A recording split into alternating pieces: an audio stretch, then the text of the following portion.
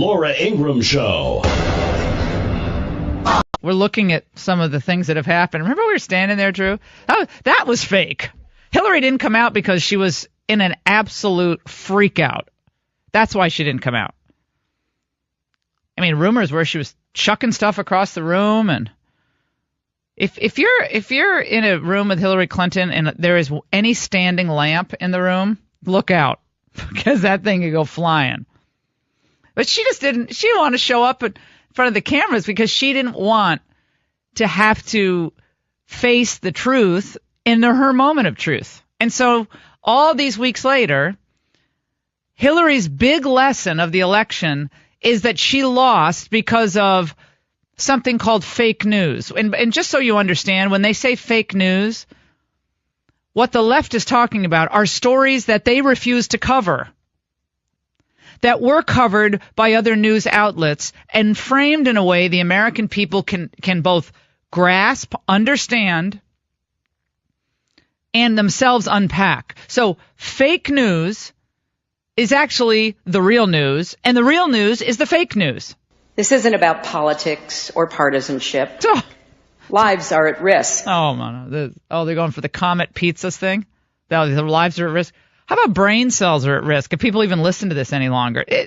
This is the typical liberal refusal to admit their policies fail every time. They don't work.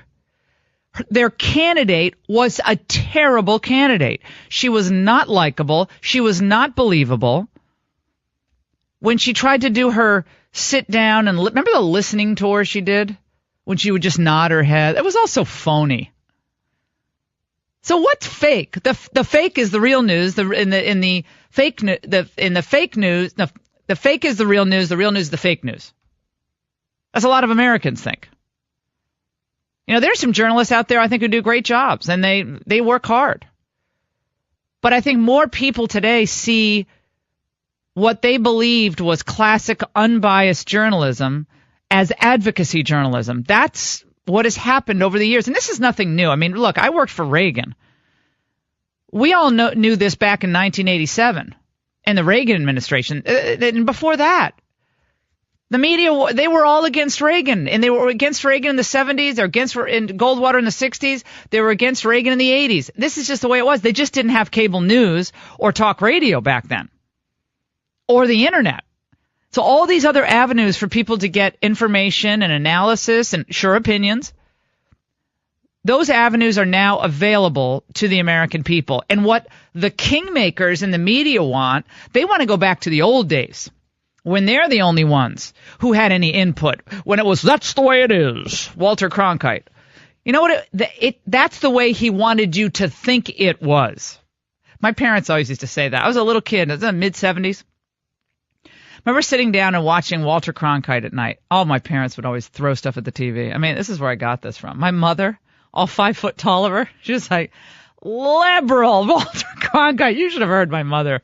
By the way, I saw Cardinal this morning in an unlikely place when I was driving my kids to school. And my mother always said, when you see a cardinal, that would be me. We were just talking about my mother. My sons and I were just talking about my mom. So she was giving me a wink from heaven this morning. And she would say, no, that's the way you want it to be. That's the way it is. Oh, according to you, Walter. Oh, you can't criticize Walter Cronkite. He was the king of journalism, of objective journalism. Well, a lot of people thought he actually wasn't. A lot of people thought that he had an amazing voice. He clearly had talent, but that he was a big Democrat. And later on in life, we learned definitively that he was a big Democrat. Dan Rather, another unbiased journalist who took over for Walter Cronkite. Tom Brokaw, another. I like Tom a lot. Like the stuff he did on The Greatest Generation. Tom is a Democrat. He certainly sounds like it, going after Fox News, going after talk radio, while I have him on to promote the book. I'm like, Tom, you're killing me here. I'm promoting your book, and 3 weeks ago you were going after talk radio. Which is it? All these people. But they want to say, if you're not part of that old cabal, the old dinosaurs of the media, if you're not part of that group, or you're not part of the Daily Beast, Salon, Media Matters, if you're not part of that cool in crowd, then you're part of fake news. It's all the rest of it's fake. Fake. It's like alt-right.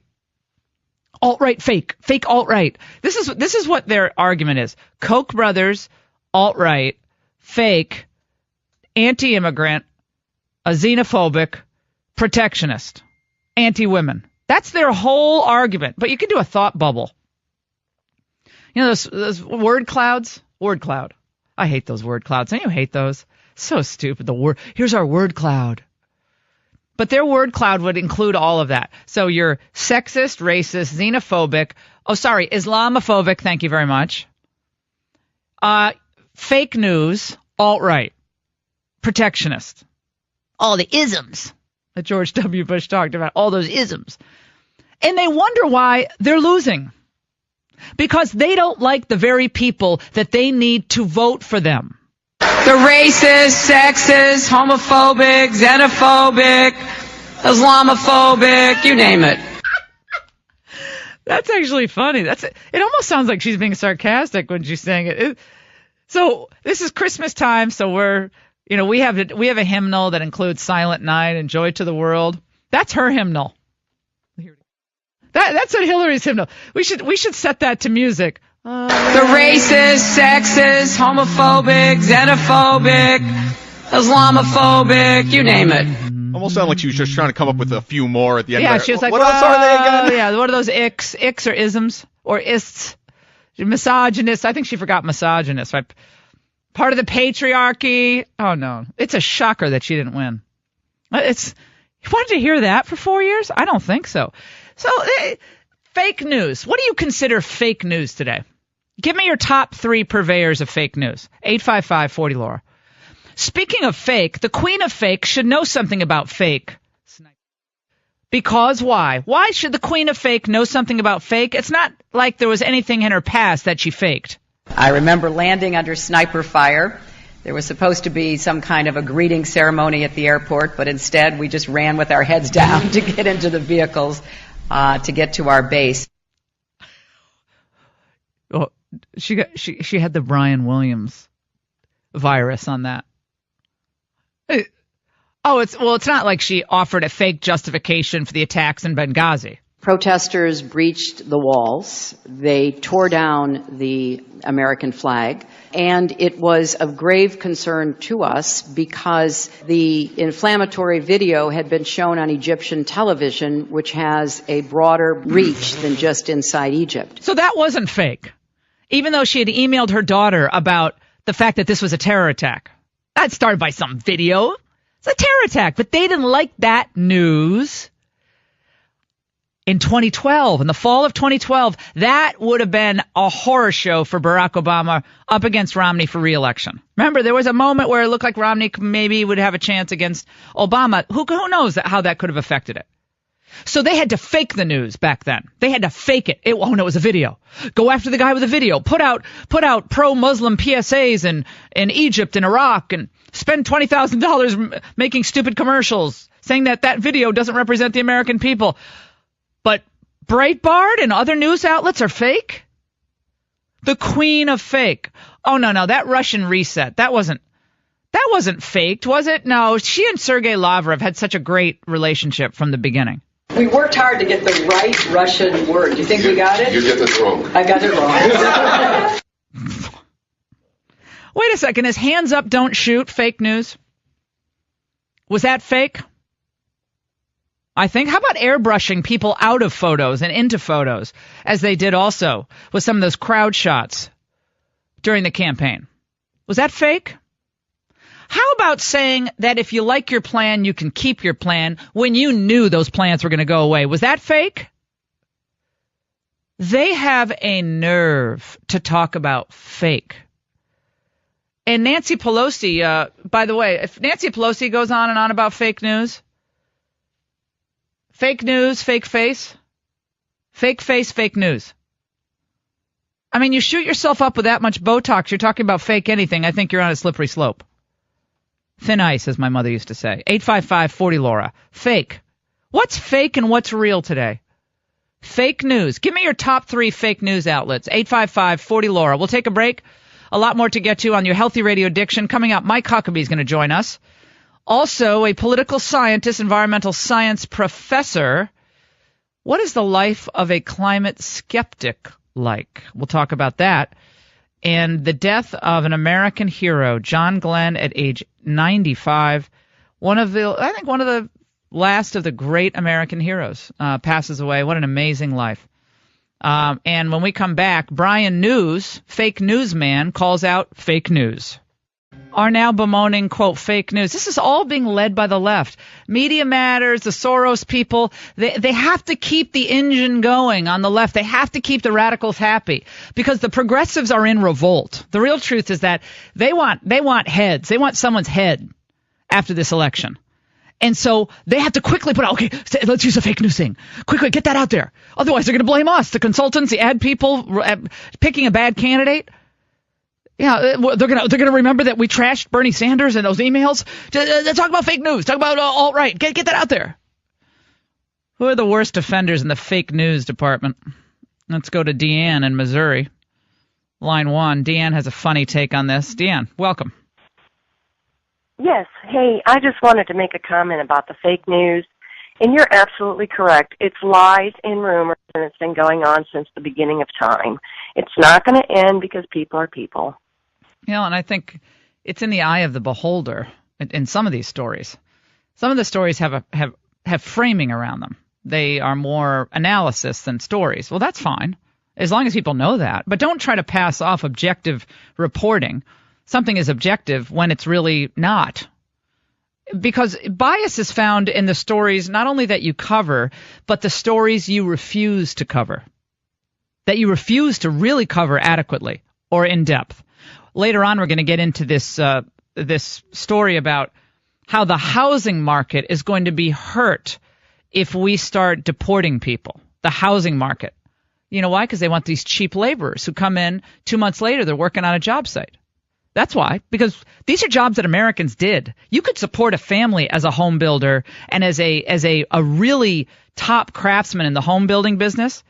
You know why I know that? Because many of my friends in New England, New Hampshire, Vermont, Connecticut, Massachusetts, that's how they supported their families, and they did fine, did well. Those jobs are gone. They're all given to immigrant workers for the most part. You drive around Washington, D.C., you try to find a white guy or a black guy on a job site, on a construction site. Good luck. On a house. I'm talking residential. Mostly commercial, too, is mostly Hispanic.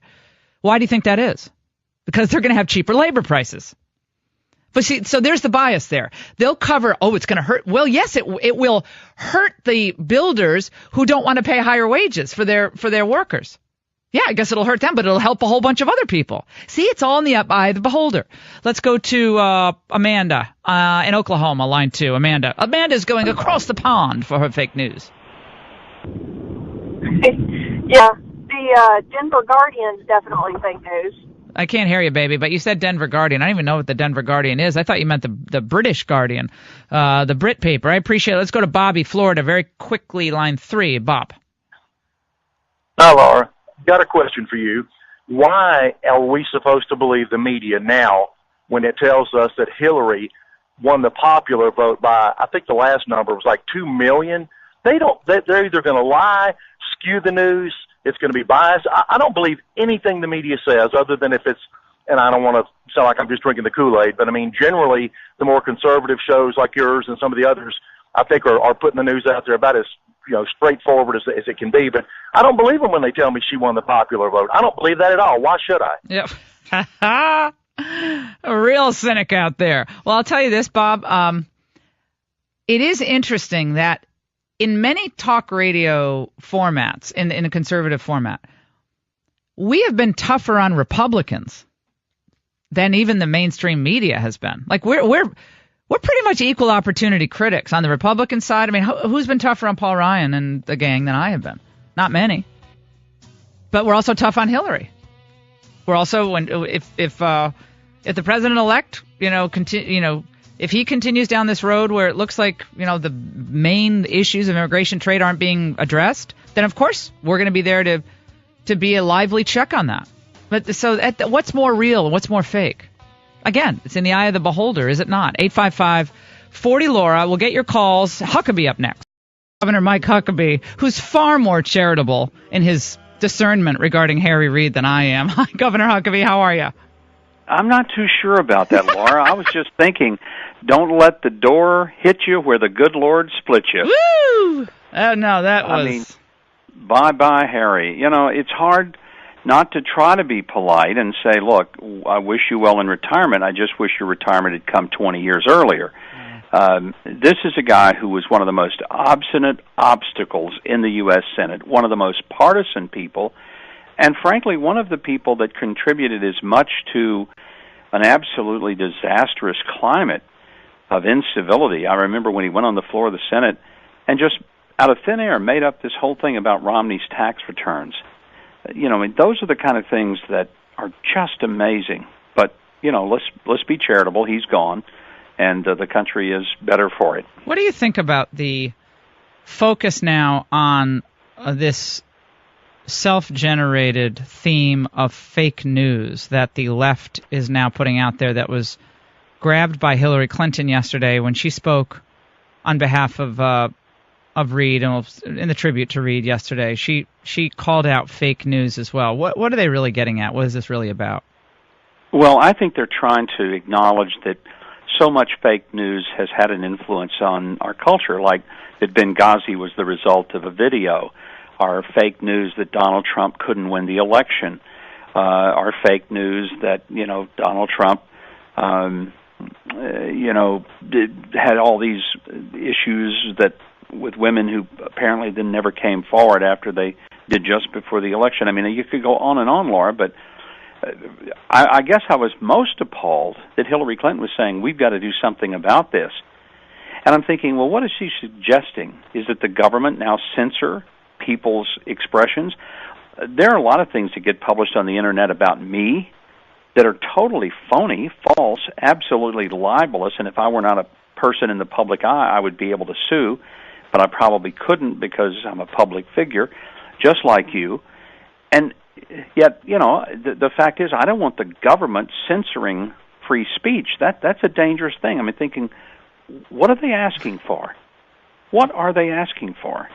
Well, I think fake news are the stories that their media outlets wouldn't cover, didn't frame right, and didn't capture the imagination of the spirit of the American people. So I think they feel better if they call it fake, because it means that they can avoid taking responsibility for failed policies that always end up losing. In the end, they don't work, yet they can't acknowledge that, so they have to blame it on Fox or talk radio or fake news or the alt-right. It's all part of the same denial game that they've been in, you know, really since they were in college. And a lot of these people, I said this last night on Fox, Governor Huckabee, someone like an Obama, despite his position as president of the United States, it's like he never evolved beyond the college campus setting. He's still back in that community activist, college radical mindset, and he never really changed. I think that's a very good assessment, Laura, and it also is very evident that if you look at who Obama surrounded himself with in the White House, it was largely academicians and think tank type people who really had very little experience in the real world of accomplishing things. And that meant with him, because he didn't have any real world experience of accomplishing things. When you look at Donald Trump's picks for cabinet and the people he's surrounding himself with, these are people who are extraordinarily successful. These are people who have done things, who have been in the trench. So when I see a new labor secretary, or I see the Treasury secretary, or whoever it may be that he's picking, what I'm seeing are people that understand what it's like to live, work, succeed, and fail in the real world, and that's refreshing to see. The one person that is concerning to some conservatives is this Pudzer, who's up for labor. And the reason that some conservatives are concerned about Andy Pudzer is because of what they believe are his views for mass increase in immigration and support for foreign workers, that Carl's Jr. and Hardee's are restaurants that depend on cheap foreign labor, and that he will not be in sync with Donald Trump on those issues. Do you have concern about that? Not so much, because I do think that Pudzer is a team player. He's going to come and understand that he works for the president, not the other way around. And his job is not to run the immigration service. So I don't think that that's a cause for great alarm. I think the greater cause for celebration is that here's a guy who understands that when you arbitrarily raise the minimum wage to some level that is not sustainable in most markets, it's a job killer. And I think that's going to be refreshing. The fact that the left is going nuts about his appointment, that they hate it so much, is probably the best sign that we can have that it's an excellent appointment. I like Puzder because he's a very plain-spoken guy. Mm-hmm. He tells it like it is. He's smart. He took a company that was on its way to annihilation, and he took it to success and brought it back, revived it, rebuilt it, made it the most successful it's ever been. He's employed thousands and thousands of people. To me, those are the kind of qualities that you want in the labor secretary. Well, I certainly hope that he's in sync with Obama on those issues because, he's had a fascinating career in business, and I like the politically incorrect stuff too. I don't want someone in the labor field pushing for a mass increase in foreign workers, which will just keep wages down in the United States. That's the concern I have. But this wasn't Nancy Pelosi.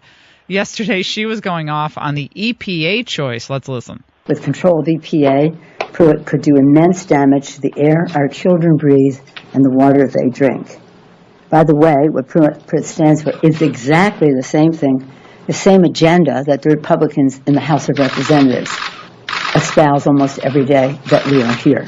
So this isn't different from the Republicans in Congress. What is your take on the EPA choice? They're freaking out about that. I think Nancy Pelosi's drinking something stronger than dirty water. I mean, I really do. There's something wrong with that woman when she takes on Scott Pruitt and the House Republicans as if they want filthy air, dirty water, that they're really against children and elderly people. That's just nonsense. Scott Pruitt I've known for a long time. He was my Oklahoma chairman when I ran for president in 2008. He's been a good friend of mine. I've known him, in many capacities and campaigned for him when he first ran for Attorney General of Oklahoma. He's a great choice. And one of the reasons that I think the left will go crazy is not because he's some kind of person who wants to pollute the environment, but because he's a person who understands that the EPA doesn't have the constitutional authority to just make up law. That's what we elect the Congress for. And the EPA is out of control. I think he will go and not just oil the machinery and babysit the bureaucracy. He will go and blow the place up, and that's what needs to happen.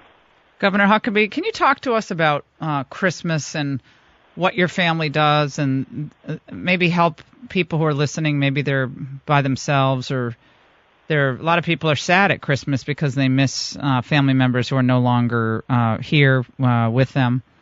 And to keep the spirit and the joy of Christmas at the forefront without all the stress and the frenzy. We've been asking all of our guests for these kinds of reflections. Laura, I appreciate that question because there are more suicides at Christmas than any other time of the year. And for most of us, it's a time of great joy, but for many people, it is a time of extraordinary stress and a time of loneliness. This is why I think that if there's ever a time in a person's life where they need to be a part of the fellowship of a church, attend a service, be with people, this is not a time to sit alone. It's so important. If you are not near family, when you are, of course, that's the ideal, but when you're not, be a part of a fellowship of believers where that you can understand that Christmas is the one time on the calendar when it's a reminder that we don't have to go looking for God. He comes looking for us. That's the whole story of Christmas, is that in a world that was bereft with any sense of spirituality, God showed up in Bethlehem. He came to us. And it's not that we have to go digging around and looking and seeing if we can find him. If we will be still and know him, he will be there with us and show up. And that's what Christmas is the great reminder of. Well, and I think it is easy to get caught up in the frenzy and everyone's rushing around and gifts. And we talked about this yesterday, Governor Huckabee, but when you look back on your childhood as Christmas, it's almost never a gift. It's almost never that it's the memory that you really hold dear. It's the time that people spent together and the simple things that you did together, making cookies or visiting someone, or what your grandmother's house was like, but it's never usually about the gift. It's about the people and going to church or going to mass, and the songs, the music of Christmas, and most of that doesn't cost a lot. It doesn't cost a thing. I wrote a book a few years ago called A Simple Christmas, and that's exactly the theme of it, is that when we look back in the greatest moments of our lives at Christmas, it isn't the quantity of gifts or how much they cost. It's the quality of the life that we see in our friends and our families, and it's the simple things. And the whole story of Christmas is, in fact, a simple story. It's not a story of a lot of celebrations and fireworks. It's a very humble story of God going to the lowliest place that could be imagined and identifying in the most really humiliating way to be given birth in a feeding trough for hogs and cows and sheep. And if you think about it, nothing could be more disgusting and degrading. So no matter how low a person may think he or she is, they just need to remember that when God chose to show up in the world, he picked a place that nobody else would have gone and said, this is where I'm going to get my start here on this earth. And I think Christians, right? And I think Christians feel like many times they're under assault in the secular society, increasingly secular and pornified society in which we live. But I think I heard this last night at the Feast of the Immaculate Conception Mass I was at in St. Mary's, and the priest reminded us of that. This is actually not your permanent home. This is you're passing through, and Christ was very unwelcome. He was very unwelcome, and he had a very difficult time of it. So don't expect that life's going to be a bowl of cherries. It definitely won't be, and it's a great message. I love this time of year, and it's wonderful to not only reconnect with dear friends, but also to spend, of course, the time with family, and for me now, grandkids, which is the greatest of all, and see that there is hope, because when you see grandkids, you kind of have this sense that God isn't finished with the planet. He's still letting people show up to take over. No, that's a great thought. I love that. Governor Huckabee, you're the best. We love having you on. You have a very Merry Christmas with your family, and we just appreciate you so much. Thank you so much. Stay with us. Don't go away. So Harry Reid, his legacy. How would you describe his legacy in one word? What is his legacy? Do you remember some of the outrages of Harry Reid? We really should have played the greatest hits. Harry Reid going after the Koch brothers on the Senate floor. Harry Reid lying about Mitt Romney on the Senate floor. Harry Reid mumbling and stumbling his way through any number of addresses on things like immigration or spending or Obamacare. If a person coming before this body wanted to be a cabinet officer, he couldn't be if he did the same refusal Mitt Romney does about tax returns. So the word's out that he hasn't paid any taxes for 10 years. That's the tribute. Oh, Harry Reid leaves Washington not a moment too soon. The Democrats have, they've moved into full, they're actually crying now. Were they crying like yesterday? Wasn't Chuck Schumer weeping? He was weeping on the Senate floor. Yeah, he started crying at one point about Harry Reid. In my life, he is one of the men of greatest character that I have ever met. Powerful, but with uncommon humility. Honest and loyal. Unsparingly funny. A scrappy fighter with this great big heart. Oh my God. I'm half expecting Harry Reid to run for president in 4 years. I mean, Biden's talking about he's going to run for president. We'll get into Biden. Biden's comments yesterday about these people. We'll talk about that. Who are these people that we have to do a better job of relating to? These people. And he kind of threw Hillary under the bus a little bit. Anyway, I'll talk about that in a little bit. So I have to get to this sob story. There's a sob story in the New York Times. Well, it's another immigration sob story. Why more deportations would be a blow for the housing market. We've already seen pieces like this referring to the workers, the construction workers, especially in residential housing, overwhelmingly Hispanic and in most parts of the United States now, overwhelmingly Hispanic. So we've already seen those pieces. Oh, what are we going to do we're not going to have any workers, as if people never did construction before. How many of you ever worked construction? How many of you worked on a construction site or a road crew and mostly it's men. It's intensive. It's heavy lifting and it's a lot of upper body strength, but women have done it too, but mostly it's been men. And they were American citizens, and these were jobs that paid pretty good wages, and you could support a family on this job. And now what happens is, and a friend of mine told me about this in New England, a house he was rebuilding and renovating, rebuilding, fixing. And he hired a company that has mostly 50 to 55-year-old American citizens up in Massachusetts, mostly white guys, I guess. And he started asking them questions about why are some of these other companies hiring mostly immigrant workers? It's mostly Spanish spoken at residential work sites. And he said because they pay them nothing and make more money. They pay them low wages. We're a dying breed, he said. There aren't many men like us left in construction. This is in Massachusetts. He said you can't support a family on this. If you're a young guy coming up and you want to be in construction, you really can't support a family on it because the wages have been driven down by this mass influx of illegal immigrants. And he said, so that's why. But our company, we hire American citizens only. We don't cut corners. And guess what? The jobs are done really well. These guys are craftsmen. They don't just slap it up, throw it up, and hope nobody, sees the fact that the joints don't meet perfectly, or the trim was hanging off in the back, and I'm not saying all these folks do bad work, but when you can't communicate in the English language, there is oftentimes problems in translation with how a job should be done, following the plans, but it's cheaper. Right? So we've seen those articles. Oh, who's going to build these houses? Who's going to do it?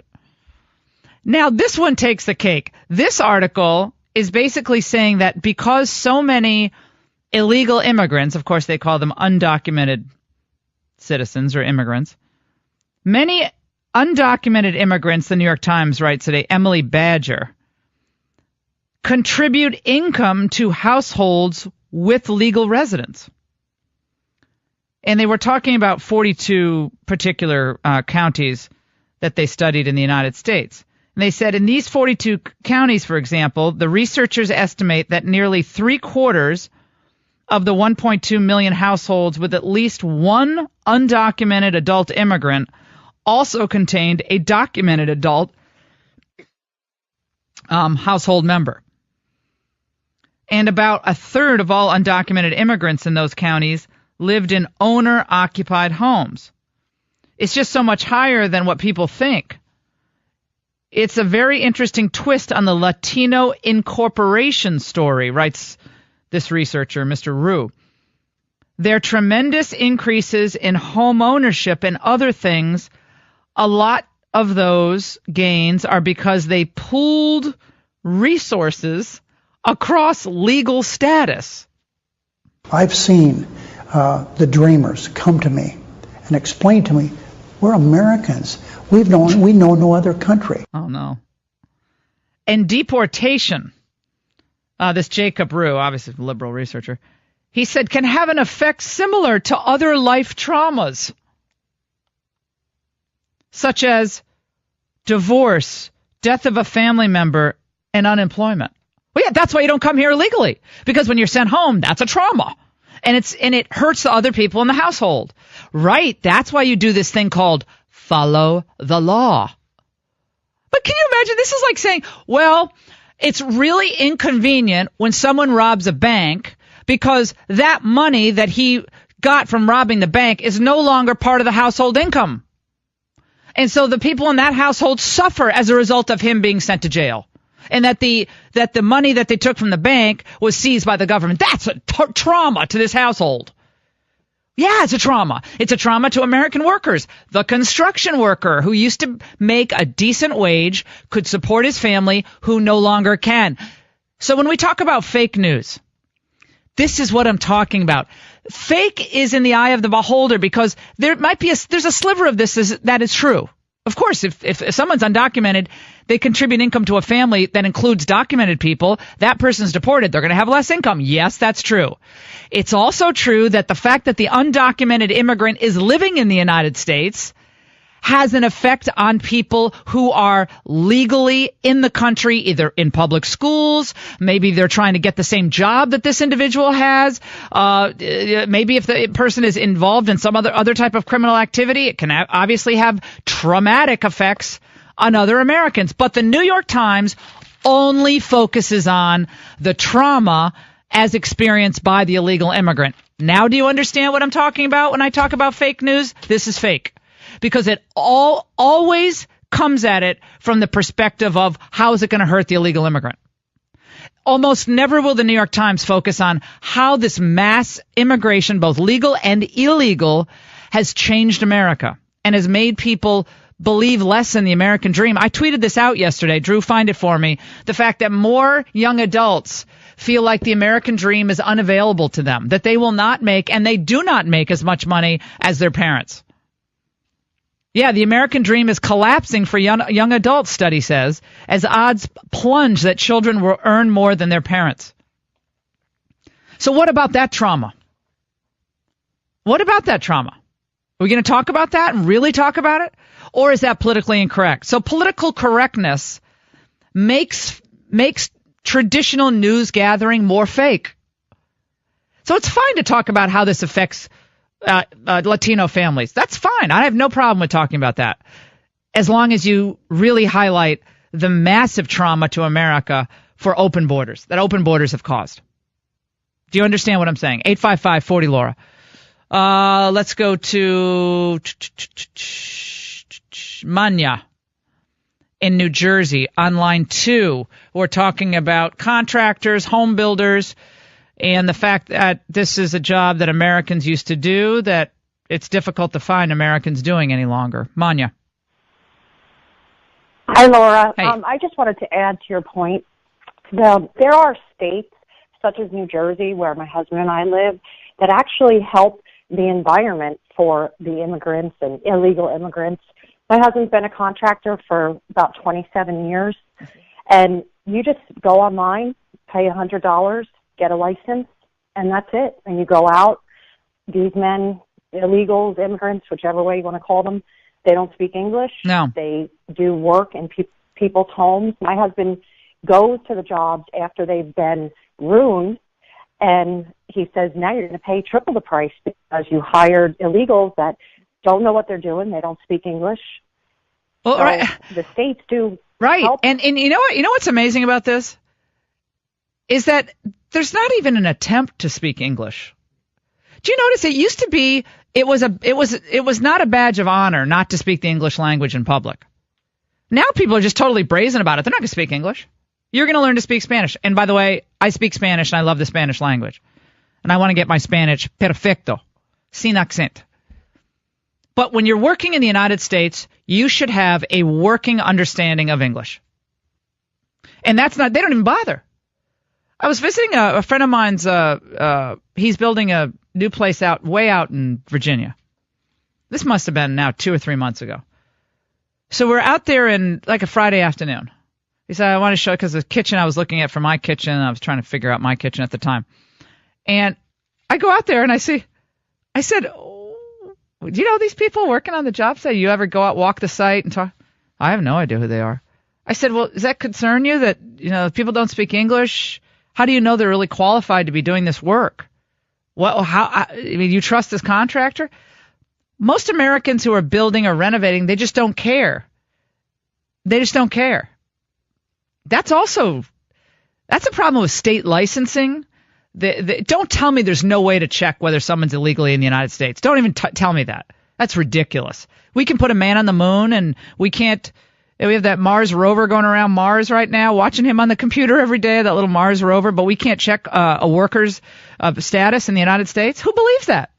I don't believe that. I appreciate the call. Let's go to Stanley in Iowa, line 3. Stanley. Hey, Laura. Stanley, I'm speak 50 up, my years friend. I can't hear any of our callers today. Go ahead. Yes, can you Much hear me better. now? Yes, go ahead. Yeah, I'm 50 years old, and when I grew up, you never heard of there's jobs Americans wouldn't do. We pay people not to work. There's people that don't compete for work because they sit around and just collect a check. Well, I think there's some of that for sure, but I also think that when you incentivize non-working, and then the jobs that they are qualified to do, because maybe these folks didn't go to college, are overwhelmingly given to other people. You know, I talked about that Washington Gas guy I spoke with, and I always make a point to speak to the folks working outside in the cold or the heat. And I said, why is everyone speaking Spanish on this job? He just says, don't ask me. He said, it ain't right. I said, no, it ain't right. And he said, this must be a pretty good paying job. He said, yep, a lot of my friends would like this job. I said, and he knew what I was talking about. It's ridiculous. I mean, do you go down to Mexico and see Americans working on job sites down there? Speaking English on their job sites? I don't think so. It's only a one-way street. Let's go to JC in Florida on line 4. JC, welcome. We're going to take a break after this. Go ahead. Hey, Laura. Hey, it's a pleasure here. I just want to make a point here that everything that you're saying is absolutely true in all the colors that could have made there. So I work in the construction field for many years for a company, okay? And they let us go. I'm a Hispanic, but I was born in this country. My parents come here the legal way and everything. They have let go all of us, from the African Americans to the Hispanic Americans to the white Americans, to replace us by these illegal aliens that are taking over our jobs. And you know what? When they say Americans don't do anything, you've got to be kidding me. Oh, please. Us as Americans, we go out, we work, we're hard workers. What do you think we're the best country in the world? Because we're hard workers, we're intelligent, we're smart, we go-getters. So they can't tell me, oh, no, Americans don't want to do this. You know what? They're full of it. And I don't want to use that word that comes after it, but, they're full of it. So when were you laid off your construction job? 4 years ago, and I had to start all over again. I'm 45 years old. I have a kid, and it's been hard, but it's not impossible, because if you work hard, you get somewhere. And that's what I keep telling everybody that got laid off, because we still stay in contact. You got illegal aliens. Let me tell you the story, okay? So people are aware of this. First of all, just like Mr. Trump says that I voted for him, and I'm a registered Democrat. I voted for Mr. Trump because I know he will make a difference for our country. These people that come here, they definitely don't like us, because I'm into sports, so I play soccer with many, many people from all over the world, and I hear what they say, and they think I'm racist because I tell them the truth about how America used to be. Hold on. We're going to finish with you. We'll take a break. We're running way over this segment, but hold on. We'll get to more of this with JC coming up. We're going to get to him in just one moment. Bob in California, though, says he's been a contractor for over 25 years in California, but you're saying you can't find American white construction workers? Yes. And I feel like such a hypocrite when I sit at the dinner table and I discuss work and issues, because I'm a stout conservative. But here I heard the gentleman from Florida, and I feel for him, but the concrete business where I'm at is very labor intensive. I try my hardest to look for the white American, black American, and I can't find them. They won't do the hard work. They're not good at it when I hire them. I've tried hiring young 20-year-olds as laborers to start to learn the trade. They'll work for a day or two and disappear. You ever decide to raise your wages? Listen, I pay my concrete finishers over $200 a day. That's $1,000 a week. For one person? Make decent money. One person. Well, you know what I think happened? Yeah, I hear what you're saying. You know what I think happened is that people stop looking for this work because they feel like they're not going to get it. In a lot of cases, they think the industry is dominated by Hispanic workers. And so I bet there are a lot of people just like, I'm not going to get that job. I bet a lot of people don't even try anymore. Because you do concede, do you not, Bob, that these are jobs that Americans traditionally did do. And I'm not talking 50 years ago. I'm talking 20 years ago. I'm talking back in also the 1970s, 1980s. You didn't have this deal where everybody on every site was just speaking Spanish. Well, that's my point. I got into this business from the bottom up. There were white people, black, not that many African Americans, but I started out working on the military bases where you earned a Davis-Bacon prevailing wage. That may have lured me in to this trade, but I cannot, and I'm not sticking up for the illegal immigrant. I'm not. But what do? Fold? I have to earn money to keep my business afloat. Well, what we have to do, I think, is enforce our. Yeah, I think if you're Hispanic and you're here legally, great, get the job. I think it's awesome. But what I think the government has to do, it's not really the business's fault. It's really I mean, unless you're hiring illegal workers. But it's the government's policy to allow thousands of people to cross the border illegally every day of every year. That's the government policy. Government policy not to send people home. Government policy to look the other way. Government policy to have sanctuary cities. Government policy to have sanctuary schools. Government policy to have sanctuary colleges, state colleges. They allow this to happen. So we increase the number of people here. We increase the labor pool. Wages stay, fairly flat as they have. That's not my statistic. That's a Labor Department statistic. Wages have stayed flat. And meanwhile, we have all of these people who don't go to college who have nothing to do. It's a problem. Tom in Virginia, before we get to our next guest. Tom, very quickly. As a building inspector, every day I feel like I'm in Little Mexico. You go to a job, you'll turn it down 2, 3, 4 times, and they don't get it correct. And the big builders, Ryan, H.H. Hunt, they don't care. They just keep on hiring them. They go for price. That's it. That's it. They turn a quick buck. I've seen it. I know. You're 100% right. And yeah, I have some friends that are in the inspecting business, and you're right about that. Well, when you can't understand the language, you can't understand the direction unless your foreman's speaking Spanish, right? Then that's happening. But it's still, I think the same thing, cutting corners to up your profit at what cost to the American worker. But the government is responsible for this mess. The government is responsible. I appreciate those calls and all that input. 855-40-LAURA. We'll keep talking about this. We have a lot of other issues to get to. We have a new EPA chief who is nominee, who's causing the left to go in an absolute meltdown mode. We thought would bring in, and I'm delighted he's with us, Roger Pelkey, who's a former professor of environmental studies at UC Boulder. He's the author of a new book, The Edge, War Against Cheating and Corruption in Cutthroat World of Elite Sports. That's quite a change from climate studies, environmental studies to sports, but he has a fascinating perspective on what's happened to politicized science and projections in the environmental movement, and he joins us now. Roger, good to talk to you. How are you? Roger, you there? Is Roger there? Okay. I don't know where Roger is. We'll reconnect with Roger. I can't hear him. But, I was doing some research before I went on Special Report last night, and there are like a gaggle of scientists who have called into question what the far left climate studies fanatics are trying to do to America. And John Christie is the person I'm talking about, and he is a well-respected, the author of many peer-reviewed studies from the University of Alabama, Huntsville. And he's testified before Congress, and he basically said that no matter what the United States does to curtail fossil fuel emissions, it will make virtually no difference into the warming of the planet, how much it warms, how fast it warms.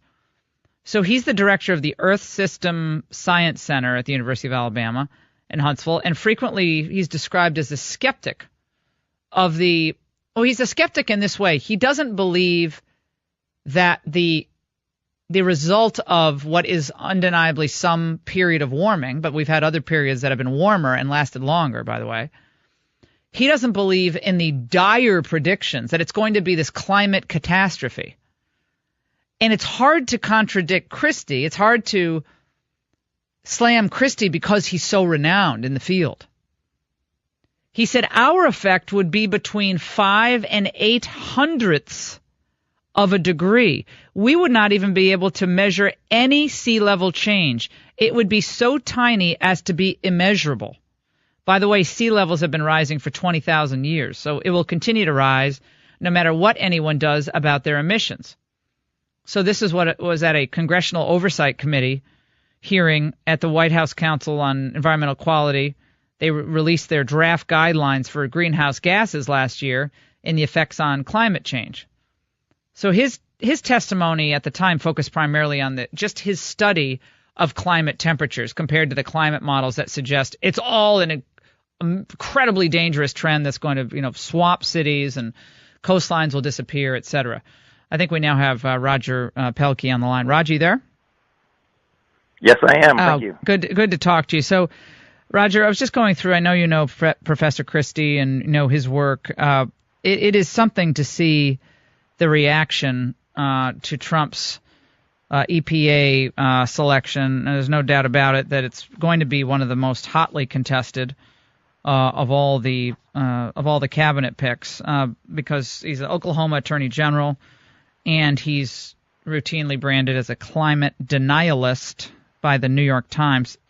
Give us your perspective on both this, this political fight we're seeing brewing and just the overall position of the science right now on this. Yeah, the climate issue has been around for a long time, many decades, and probably over the last 10 years, really, I would say since Al Gore's movie came out, the climate issue really morphed into a left-right political issue. And we argue about it through science and we argue about technical details. But really, the science is just a veneer over, more fundamental political differences, and that are playing out at the flashpoint of the new nominee for EPA. Well, so the disagreement among scientists isn't so much about the warming, right? It's about how catastrophic the consequences of the warming and also the effect that America's a serious cut in emissions would have on that effect. Is that right? Yeah, I mean the science at its core isn't terribly complicated. You put some chemicals in the atmosphere, they're going to have an effect, and I think everyone agrees that there's going to be effects. But when you're making projections out 100 years into the future, there's plenty of room for people to see catastrophe there, and others to look at the other end of the spectrum and say it's going to be benign, and we can't resolve that. So it becomes a risk management problem, which very quickly moves over into economics. Mm-hmm. If it was free to respond to climate change, everybody'd be supporting it. And the more that it costs, the more that it brings out people's concerns. And tell us about your own experience at UC Boulder. It seems that the intolerance on campus, going back to when I was at Dartmouth to in the 80s to today, it's much worse today than it was even when I was a conservative student journalist back in 1985. Talk about your experience. Yeah, I have to say that being at the University of Colorado Boulder has actually been fantastic. That's probably the most supportive environment. Our Board of Regents just 2 weeks ago, after the WikiLeaks release that showed that I was being attacked for my research, they issued a statement of support for academic freedom, 9-0 across the Regent party lines. But the challenge has been, for me, it's been more the media and politicians who don't particularly like the research that I've done, which indicates that the increasing cost of disasters has to do with more property, more people in exposed locations, not because there's more hurricanes, because there's more tornadoes, because there's more floods. In fact, we're in an era right now of fantastically benign extreme weather. We'll look back one day and say, boy, we were lucky around 2016. Well, I think that the caterwauling that we're hearing from the climate activists, who I'm sure a lot of the people are well-intentioned. I mean, I consider myself a conservationist. someone who really enjoys the outdoors. I do a lot of, kind of eco-tourism, and I'm, a big outdoors person. So I think that's great, and that's fine. What I really object to is whenever anyone raises a question either about the integrity of some of the climate research, the motivations, the projections, they're immediately branded, and I'm glad you weren't, but they're immediately branded as anti-science. I mean, we've seen that in that professor of, that scientist in Massachusetts at MIT. I mean, he just was dragged through the mud, and that's just not right. I mean, maybe the science is still evolving here on this. Maybe there isn't an answer, but how much exactly we're going to affect the global climate change or global temperatures by having massive reductions in carbon emissions. But you can't even say those words in some circles. Yeah, I've experienced that firsthand. I've been, everyone from Paul Krugman to foreign policy to the president's science advisor has come after me for my views. And you're exactly right that the tenor of the issue has been to shout down people whose opinions diverge just a little bit from kind of the core activists in the environmental movement. And, one of the great things about science is that science is strong. If science can't stand up to questions, then, what's the point? So, yeah, I'm all for open questions, open answers. But in the end, whatever action is taken on the environment and climate change isn't going to occur because everyone agrees on the science. It's because we put forward some policies that make sense to people across the political spectrum and can last over a long time. And that's, what we're seeing now is that one political party put forward some policies that aren't widely shared. And they're not going to survive when there's a regime change like we just saw. So you did some of your first work in the space shuttle program. Is that right? I did a cost-benefit evaluation of the space shuttle program a long time ago in the 1990s. Yeah. Well, first of all, you're a math major. See, I'm always so amazed by math majors because I'm so bad at math. I mean, I'm just not a good math person. So you were a math major at UC Boulder. And then you went and got a PhD in political science. Then you ended up being environmental studies. Yep. Now you're writing about the corruption in elite sports. My goodness, this is a renaissance, man. Professor Pelkey, thank you so much for joining us. We really appreciate your perspective. Thanks, Laura. Appreciate it. All right, we'll take a break on the Laura Ingraham Show. Giving the gift of food and water this Christmas. Simple. We take it all for granted, but not those most in need. So I want you to go to lifezet.com and click on that banner ad that says Give Life at the very top. That's the only gift I want for you to give to them.